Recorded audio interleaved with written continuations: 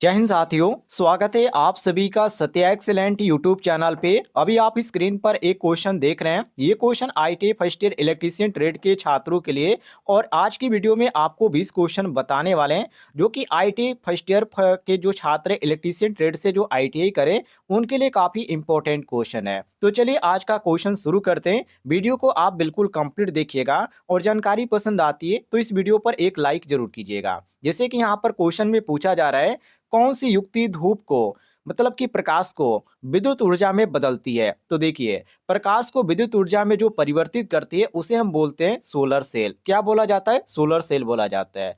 और उसे हम साथियों फोटोवोल्टेइक सेल के भी नाम से जानते हैं, ये भी आप ध्यान रखिएगा। और यदि आपसे सिंबल इसका पूछ दिया जाता है तो सिंबल इसका कैसे बनता है, सबसे पहले आप एक गोला खींच लीजिएगा। चलिए मैं सब कुछ यहाँ पर हटाकर आपको बता देते हैं। देखिए, सबसे पहले आपको एक गोला यहाँ पर ऐसे खींच देना है और इसके बाद साथियों आपको करना क्या है, देखिए ऐसे आपको एक एरो लेके जाना है और यहाँ पर आपको एक नीचे कर देना है और इस तरह आपको ऊपर एक एरो और नीचे एक एरो। ये आपका किसका हो गया? फोटोवोल्टेइक सेल का हो गया। ध्यान से देखिएगा, ये आपका हो गया। या एक और भी तरीका है, इसको मान लीजिए ये आपका ए हो गया, ठीक है। और ये आपका पहला तरीका हो गया। दूसरा तरीका, दूसरे तरीके को हम बी से इंडिकेट कर दे रहे हैं। तो दूसरा तरीका आपका जो होता है साथियों इस प्रकार होता है। सबसे पहले आपको ऐसे बनाना है जो कि डायोड की तरह, ध्यान से देख लीजिएगा। यहाँ पर आपको ऐसे बनाना पड़ेगा डायोड की तरह और इसके ऊपर साथियों आपको क्या कर देना है, इस तरह दो एरो आपको खींच देना है। ये भी आपका क्या हो जाएगा? फोटोवोल्टेइक सेल हो गया। इसका सिंबल होता है, दोनों तरीके से ये बनता है। कोई भी आप यहाँ पर आप ध्यान रखेंगे तो आपका जो है यहाँ पर आंसर सही होगा। इस तरह आप बना सकते हैं। अब यहाँ पर ऑप्शन में हम देखते हैं कौन सा ऑप्शन हमको सही देखने को मिल जाता है। तो photovoltaic cell option number A, ध्यान से देखिएगा। कौन सी युक्ति धूप को विद्युत ऊर्जा में परिवर्तित करती है? तो फोटोवोल्टेइक सेल नोट कर लीजिएगा। आगे बढ़ते हैं, अगले क्वेश्चन को देखिए। अगला क्वेश्चन आपके सामने यहाँ पर पूछा जा रहा है कि द्वितीयक सेल को या द्वितीयक सेल किस नियम से कार्य करते हैं। देखिए, द्वितीयक सेल की यदि बात करें साथियों तो ये जो होता है रिचार्जेबल होता है। मतलब कि उस उत्क्रमणीय और अणु उत्करणीय दो अभिक्रिया इसमें होती है। मतलब हम कह सकते हैं कि जो सेल होगा उसमें रासायनिक अभिक्रिया होगी और सेल का जो कार्य होता है वो रासायनिक ऊर्जा को विद्युत ऊर्जा में परिवर्तित करना होता है। तो ऐसे यहाँ पर बात करें तो ऑप्शन नंबर जो यहाँ पर सी देखने को मिल जाता है, ये जो है फैराडे के विद्युत अपघटन के नियम पे कार्य करता है।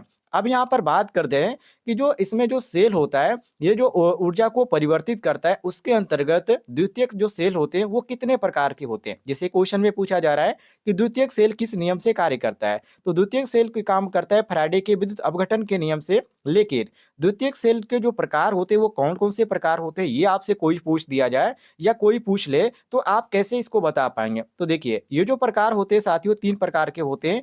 पहला आप ध्यान रखिएगा, पहला जो आपका होता है उसको बोला जाता है सीसा संचायक सेल। दूसरा जो होता है साथियों उसको बोला जाता है निकल कैडमियम सेल। और तीसरा जो होता है, तीसरे को बोला जाता है निकल आयरन सेल। ये तीनों चीजों को आप ध्यान रखिएगा, इस चीज को आप ध्यान रखिएगा। और ये किस नियम पे कार्य करते हैं? तो ये फैराडे के विद्युत अपघटन के नियम पे कार्य करते हैं। और यदि आपसे ये भी पूछ दिया जाए कि जो विद्युत अपघटन के जो नियम है ये कितने प्रकार के होते हैं, तो इसके जो नियम होते हैं साथियों दो प्रकार के नियम होते हैं। एक जो होता है, इस पर ज्यादातर क्वेश्चन भी पूछा जाता है, एक जो होता है इसमें बोला जाता है M बराबर ZIT होता है। इसको नोट कर लीजिएगा। जितना भी यहाँ पर मैं आपको बता रहा हूँ ये जो सूत्र है इस पे ज्यादातर क्वेश्चन पूछे जाते हैं। ये जो हो गया इसका पहला नियम हो गया। दूसरा नियम क्या होता है? दूसरा नियम होता है साथियों M1 अपान W1 बराबर M2 अपान W2 बराबर M3 अपान यहाँ पर आपका हो जाता है W3। तो ये आपका नियम हो जाता है। इसके ये दो प्रकार के होते हैं, इसको ध्यान रखिएगा। बाकी यदि हम क्वेश्चन के अनुसार चलें तो यहाँ पर सी ऑप्शन आपका सही हो जाएगा, फैराडे की विद्युत अपघटन का नियम। सी ऑप्शन आपका करेक्ट आंसर हो जाएगा। आगे बढ़ते हैं, अगले क्वेश्चन को देखिएगा। अगला यहाँ पर क्वेश्चन पूछा जा रहा है कि विद्युत अपघट्य के दौरान एकत्रित द्रव्यमान की गणना करने का सूत्र क्या है। ये भी आपका इंपॉर्टेंट क्वेश्चन है। देखिए, इसका जो सूत्र होता है M बराबर ZIT होता है। यहाँ पर आपको देखने को मिल जाता है ऑप्शन नंबर बी में, ध्यान से देखिएगा। यहाँ पर आपको ऑप्शन नंबर बी में देखने को मिल जाता है M बराबर ZIT। अब यहाँ पर बात करते हैं इसमें M क्या है, Z क्या है और I क्या है और T क्या है। देखिए, जो इसमें I दिया गया वो क्या है साथियों, ये धारा है। और ये T क्या है, ये समय है। इसको ध्यान रखिएगा। और यदि बात करें साथियों यहाँ पर जो किया गया इसके सूत्र का, तो इसका जो पूरा सूत्र क्रिएट होता है M बराबर ZIT, जो कि यहाँ पर आपको बी ऑप्शन देखने को मिल जाता है। बी ऑप्शन साथियों आपका करेक्ट आंसर हो जाता है। आगे देखते हैं अगले क्वेश्चन को। अगला क्वेश्चन आपके सामने क्वेश्चन नंबर 4, जिसमें पूछा जा रहा है कि बैटरी की क्षमता कैसे बताई जाती है? मतलब कि इसमें किस में बताई जाती है? वोल्ट में बताई जाती है या वाट में बताई जाती है या वोल्ट एम्पीयर में बताई जाती है या एम्पीयर घंटा में बताई जाती है? तो देखिए, बैटरी की जो क्षमता होती है वो एम्पीयर घंटा में बताई जाती है। इसको आप रट लीजिएगा, ये कई बार एग्जाम में पूछा भी गया है। और ऑप्शन में हमारा कौन सा ऑप्शन सही दिया गया है? तो ऑप्शन नंबर डी दिया गया है। तो डी साथियों आपका करेक्ट आंसर हो जाएगा। आगे देखते हैं अगले क्वेश्चन को। अगला क्वेश्चन इसमें क्या पूछा जा रहा है? तो ये पूछा जा रहा है कि उस दोष का नाम बताइए जिस कारण से द्वितीयक सेल में प्लेट मुड़ जाती है। जो सेल होते हैं उसके अंदर प्लेटें होती है, सभी को मालूम है, वो मुड़ जाती है, लेकिन वो किस कारण मुड़ती हैं? उसमें उसमें क्या प्रभाव पड़ता है कि जिसके कारण वो मुड़ जाती है? देखिए, ये जो आपको जो देखने को मिलता है द्वितीयक सेल में, तो द्वितीयक सेल का जो मतलब हुआ साथियों, उसको हम सीसा संचायक सेल भी कह सकते हैं। तो ऐसे भी आप कह सकते हैं कि सीसा संचायक सेल को मान लीजिए वो 6 एम्पीयर, कितना, 6 एम्पीयर विद्युत धारा से हम अधिक धारा पर उसमें दे रहे हैं। मान लीजिए उसकी जो कैपेसिटी वो 6 एम्पीयर है, लेकिन जब हम उसको 6 एम्पीयर से अधिक धारा पर यदि हम चार्ज कर रहे हैं, तो और 25 एम्पीयर धारा से हम डिस्चार्ज करें, मतलब कि यहाँ पर जितने इसकी जो कैपेसिटी है उससे ज़्यादा, और 25 एम्पीयर धारा से हम डिस्चार्ज कर रहे हैं, तो उससे क्या होगा, अधिक यदि हम डिस्चार्ज करते हैं तो उसमें एक जो होता है वो दोष उत्पन्न होता है उसमें प्रभाव के कारण, और उसको साथियों बोला जाता है बकलिंग दोष। क्या बोला जाता है? बकलिंग दोष बोला जाता है, जो कि बैटरी में होता है। और बकलिंग दोष के कारण क्या होता है, उसमें जो होती है प्लेटें जो होती है वो क्या होती है, मुड़ जाती है, या आप ऐसे कह सकते हैं कि टेढ़ी मेढ़ी हो जाती है। ये किस कारण होती है? तो ये बैकलिंग दोष के कारण होती है, जो कि ऑप्शन में आपको ए ऑप्शन देखने को मिल जाता है। या ऐसे अब यहाँ पर कह सकते हैं, पूरे यहाँ पर याद कर लीजिएगा कि सीसा संचायक सेल को यदि 6 एम्पीयर विद्युत धारा से अधिक धारा पर या आप चार्ज करते हैं, या 25 एम्पीयर धारा से अधिक धारा पर यदि हम उसे डिस्चार्ज करते हैं, तो धारा का मान क्या हो जाता है, अधिकतम हो जाता है। और जब धारा का मान अधिकतम हो जाता है तो उसमें प्रभाव से जो उसकी प्लेटें होती है वो क्या हो जाती है, मुड़ जाती है। ये आप कह सकते हैं कि टेढ़ी मेढ़ी हो जाती है। तो प्लेटें मुड़ जाती है, तो बैटरी में उस दोष को हम बोलते हैं बकलिंग दोष। ऐसे आप याद कर सकते हैं। तो यहाँ पर साथियों जो आपका सही हो जाता है बकलिंग दोष, वो ऑप्शन नंबर ए दिया गया है। ये ऑप्शन आपका करेक्ट आंसर हो जाएगा। अगले क्वेश्चन को देखिए।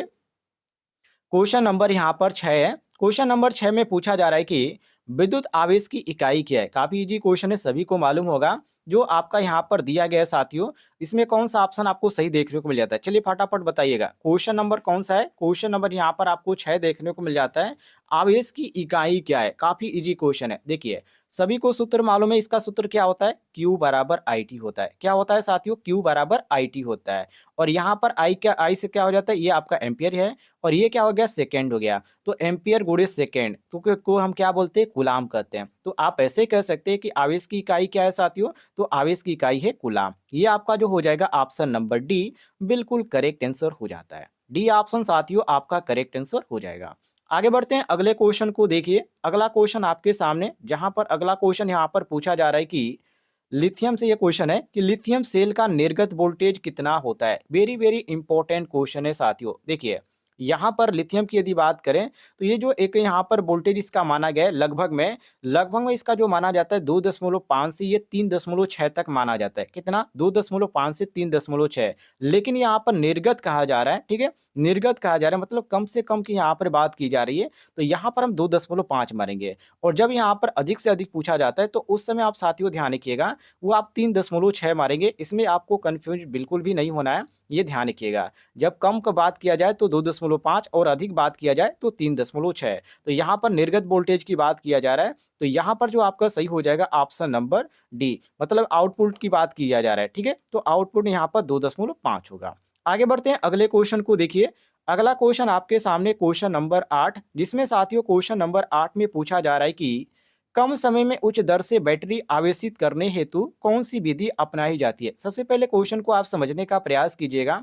यहाँ पर आवेशित की मतलब क्या कर रहा है? आवेशित का मतलब होगा चार्ज करने की बात कर रहा है, कि कम समय में उच्च दर से बैटरी को यदि चार्ज करना है, उस समय आप कौन सी विधि अपनाएंगे? जैसे कि यहाँ पर आपको बहुत सारे ऑप्शन भी देखने को मिल जाते हैं, जैसे कि प्रारंभिक आवेश हो गया, और यहाँ पर आपको देखने को मिल जाता है बूस्ट आवेश है, और यहाँ पर ट्रिकल आवेश है, या यहाँ पर फिशनिंग आवेश है। तो इसमें जो आपको जो उपयोग में लाया जाता है वो उसको बोला जाता है बूस्ट आवेश। कौन सी विधि अपनाई जाती है? बूस्ट आवेश विधि यहाँ पर अपनाई जाती है। मान लीजिए आपके पास कोई भी बैटरी, आप यहाँ पर ध्यान से बात को सुनिएगा, कोई भी आपके पास बैटरी है वो क्या हो गई है, वो बंद हो गई है, या आप कह सकते हैं कि वो जो काम करना बंद हो गया है। तो बैटरी को हम चार्ज करने के लिए क्या करेंगे, बैटरी को चार्ज करने के लिए हम बूस्टर चार्जर का उपयोग करेंगे। ध्यान से बात को सुनिएगा। और कम में लेंगे, इसका जो वोल्टेज होगा साथी वो क्या करेंगे, बूस्टर चार्जर को हम काम में लेंगे जो न्यूनतम वोल्टेज और धारा पर चार्ज करेगा। मतलब कि धारा का जो मान होगा वो अधिक होगा और वोल्टेज का मान कम होगा। तो उसी के माध्यम से हम यहाँ पर इसको चार्ज करेंगे और उसको साथियों बोला जाता है बूस्टर चार्जर, या आप बूस्ट चार्ज भी कह सकते हैं या बूस्ट आवेश भी कह सकते हैं, कोई भी दिक्कत नहीं है। बी ऑप्शन साथियों आपका करेक्ट आंसर हो जाएगा। अगले क्वेश्चन की ओर बढ़ते हैं। अगला क्वेश्चन आपके सामने, जिसमें यहाँ पर क्वेश्चन में पूछा जा रहा है कि कार्बन जस्ता शुष्क सेल में कौन सा विद्युत अपघट्य उपयोग किया जाता है। वेरी वेरी इंपॉर्टेंट क्वेश्चन है। और इसमें जो उपयोग किया जाता है उसको बोला जाता है अमोनियम क्लोराइड। कौन सा यहाँ पर बोला जाता है, तो अमोनियम क्लोराइड बोला जाता है। यहाँ पर आपका जो सही हो जाता है option number B, ammonium chloride. B option आपका बिल्कुल करेक्ट आंसर हो जाएगा।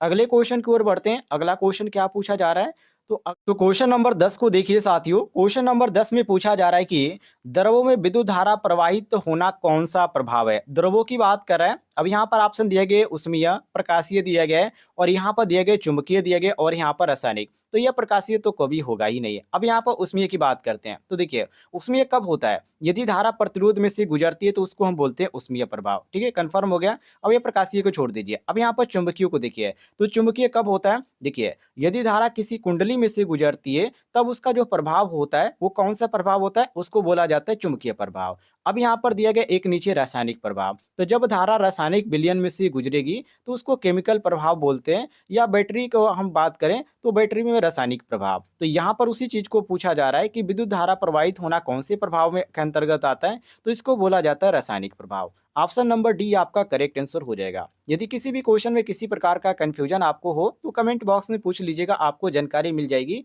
और इसका जल्दी पार्ट 2 आएगा जिसमें आपको 20 क्वेश्चन बताए जाएंगे।